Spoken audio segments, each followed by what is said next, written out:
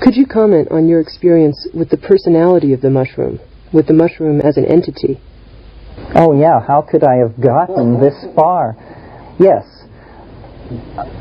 I would have been remiss not to mention it because I think it's the central conundrum, at least for me personally, and I would think for any rational person dealing with these things. We're not just talking about passive agents of transformation and slideshows of alien worlds and stuff like that. The central mystery is that the thing is animate, that there is at the center of these experiences an organized intellecty, an ally, a spirit, an other, and an I-thou relationship is possible. And this is just, now this leads us to the edge of simply wild hyperbole and out into the realm of the utterly improbable. We have no place in our worldview for something like this. I mean, is it an extraterrestrial? Is it Gaia? Is it, as some Jungians have said, merely autonomous fragments of the personality that have slipped from the reins of the ego's control and now return to haunt us as gnomes, kibiri, water spirits, and sylphs of the air? Well, I don't know, but but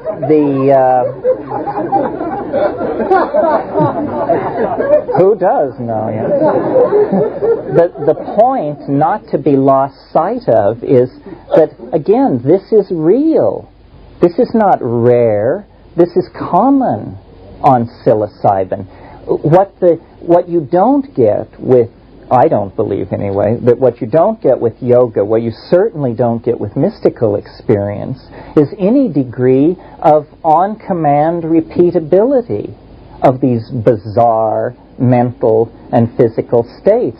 And yet with something like DMT, if you get somebody who is transported into a realm of self-transforming, chattering machine elves, chances are they will get elves every time.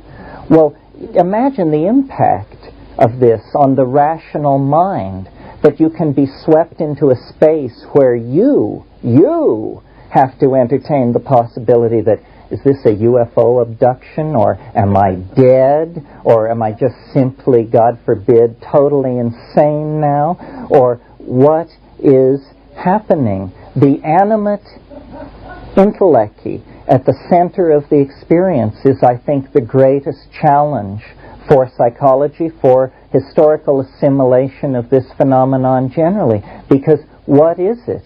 I mean, our science is trained to allow the slim possibility of extraterrestrials, and so our radio telescopes point to the stars, shifting millions of signals at a time, searching for a radio civilization. But what is it going to do to the forward thrust of historical continuity if right next door in the human mind there is an other, so other that it cannot be assimilated, and yet so accessible that it's only a matter of choice to stand in its awesome presence? I don't have the answer to this question. I think it's amazing that I'm able to articulate the question, because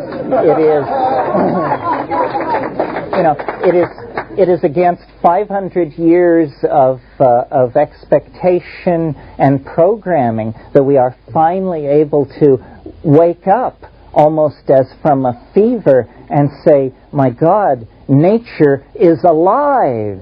It's talking to us. It's alive. No, this is not a metaphor. I am not a romantic. This is not an artistic or aesthetic stance.